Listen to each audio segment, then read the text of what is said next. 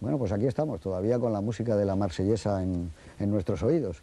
Y antes de nada, y como viene siendo habitual, vamos a centrar la película en su tiempo, que fue un tiempo especialmente complicado en el mundo, el año 42, cuando se rodó la película en los estudios de Warner Brothers. Sin ir más lejos, ese año se estrena una película que sería histórica en España, que se llamaba Raza, porque el guión de esa película fue escrito por Jaime de Andrade, que encubría al general Francisco Franco, y fue un estreno muy sonado. También en ese año 42 se suicidó Stefan Zweig, junto con su mujer, que fue el escritor, entre otras, de una película que ya hemos puesto hace unas semanas, Carta de una desconocida. También murió el maravilloso poeta Miguel Hernández, sin que mucha gente supiera que se estaba muriendo precisamente ese gran poeta, porque entonces no tenía la fama y el prestigio que hoy naturalmente tiene y que se merece. También murió una auténtica leyenda del ajedrez, que fue Capablanca, quizá uno de los más grandes y brillantes jugadores, que ha dado pie a infinidad de artículos, uno de ellos de Cabrera Infante hace un par de años, que era una verdadera joya. Muere también Robert Musil, y bueno, pues es el desembarco de Guadalcanal y en realidad pues el apogeo de la Guerra Mundial que se está viviendo exactamente mientras se está rodando esta película, que para los demócratas desilusionados supuso un enorme acicate en aquella pelea que tenían. Y cualquiera de vosotros puede empezar a charlar sobre la película. Venga, pues cualquiera, yo ya he dicho... Pues yo enlazando con lo que se decía antes de empezar la proyección, con esto del romanticismo que decía Juan Miguel Lamet, que es absolutamente cierto. Yo no sé si es la primera gran película romántica de Sonoro, pero casi seguro que si no es la primera se le acerca mucho. Y realmente es un caballero romántico con gabardina y no con vestido del 19, ni siquiera con armadura.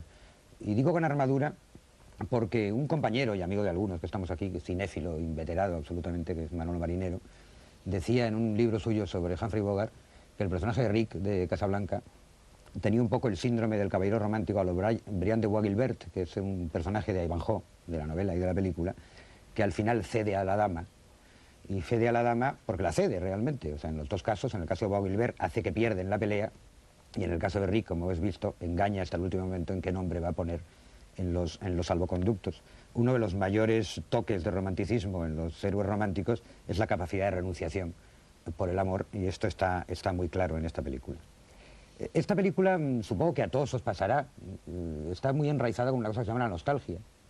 No solo porque trata sobre la nostalgia de París, les quede o no les quede a los protagonistas, sino porque se ha montado tanta nostalgia sobre la propia película, que siempre que se piensa en ella se piensa con... A mí, yo soy muy nostálgico, pero de todas maneras creo que es un sentimiento peligroso la nostalgia, creo que hay que mirar un poco para adelante. Pero yo, y acabo pronto para que habléis los demás, quería empezar con una cosa, de esto de la nostalgia.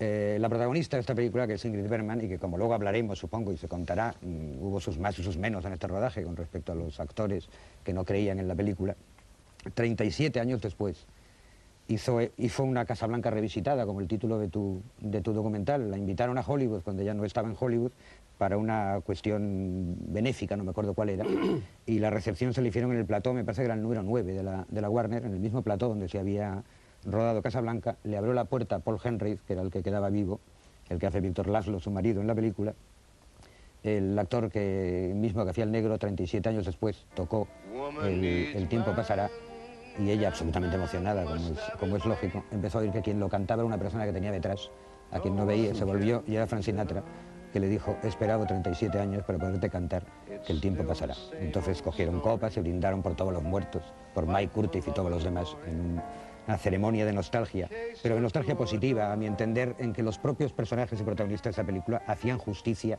a esa película que ya era una leyenda y en la cual muchos de ellos no habían creído mientras la estamos haciendo. Y ahora ya os dejo el asunto a vosotros para que digáis lo que queráis. No, es que lo que estaba diciendo Juan Miguel de romanticismo es cierto, pero lo que ocurre es que siempre una nueva generación descubre Casablanca. El tiempo pasa, como diría la canción, a Stan goes by, pero siempre se van incorporando nuevas generaciones, porque la película, bueno, fue una película naturalmente premiada en su momento, ganó el Oscar, se lo dieron también al director, lo ganaron los 3 guionistas, pero digamos que no era una película de gran prestigio, fue un melodrama que había hecho la Warner con mucha categoría, con una enorme elegancia, pero tuvo que ser la gente joven, sobre todo de Harvard, los mismos que descubrieron a Renoir en los años 60 con La regla del juego, los que descubrieron esta película, y desde entonces, y yo he estado el año pasado en el Bartrell Theatre, que es un cine que está en Cambridge, en la universidad, sigue el mismo afiche original de hace pues 62 al 90 y tantos, pues casi 30 y tantos años.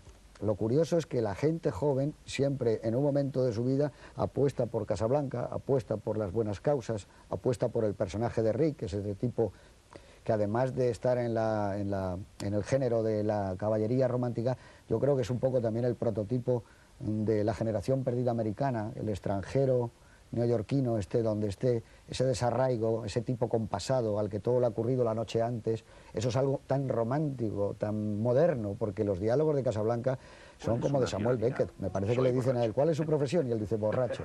Ese es un diálogo de ahora, pero de ahora mismo. Entonces creo que tiene algo incandescente, que se va renovando, y que yo ya creo que eso va más allá de Bogart, de Ingrid Bergman, del trabajo de Michael Curtiz, de la propia película, y creo que es el tiempo el que modifica continuamente esa película y la va acoplando a cada año que va pasando. Yo es que creo que afortunadamente siempre hay una nueva generación de románticos. El romanticismo va por oleadas y cuando se nace romántico, evidentemente. ¿Quién que es no es romántico? Claro. Decían, digo yo muy pedantemente. Entonces, cuando se tiene una edad determinada, se tiene unos sentimientos de adolescencia determinados y encima se es un romántico y se descubre Casablanca, evidentemente es un impacto muy fuerte. Pero yo quería hacer hincapié en otra cosa porque me parece interesante ir cambiando. A mí me parece Casablanca una obra maestra del cine de encargo. Normalmente, vosotros lo sabéis mejor, y yo durante mi época de productor también lo tuve que vivir, los directores no están muy convencidos en hacer eso que se llama el cine de encargo, el cine para comer, el cine alimenticio. Y Casablanca es una reunión de genios para hacer una película de encargo. Todos ellos están haciendo un trabajo profesional, simplemente profesional. Los guionistas están haciendo, y sin embargo consiguen lo que para mí es el acierto mayor de Casablanca. A mí me parece que son los diálogos más brillantes que yo he oído en muchísimos años. Cuando, por ejemplo, a poner algún ejemplo que... Muy altos en colesterol, ¿eh? Muy altos en colesterol, son esos diálogos. He ido anotando algunos simplemente durante la proyección. Cuando le dice Ugarte, le dice a Humphrey Bogart, Peter Lorre, Humphrey Bogart, me desprecias, ¿verdad, Rick? Y dice, si llegara a pensar en ti, probablemente sí. Son de una brillantez las respuestas, y es a través de los diálogos cómo se va formando el carácter de los personajes. No a través de sus acciones, sino a través, solo al final de la película, es cuando los personajes tienen acciones. Pero hasta ese momento, hasta el último tercio, es a través de los diálogos. Y esas dos... Y a través de los diálogos, como decía Antonio antes, y ahora te dejo, porque te he pillado, a través de los diálogos en que están mintiéndose sobre sí mismos, los personajes, porque Rick se pasa toda la película diciendo que, que él no se juega el cuello por nadie. Realmente lo que hace es jugárselo por alguien. Porque el personaje de Claude Rains, que al final de la película, cuando tira la botella de agua de Vichy a la papelera y se marcha, iniciando esa gran amistad, estaba haciéndose pasar por un cínico y luego no es tal.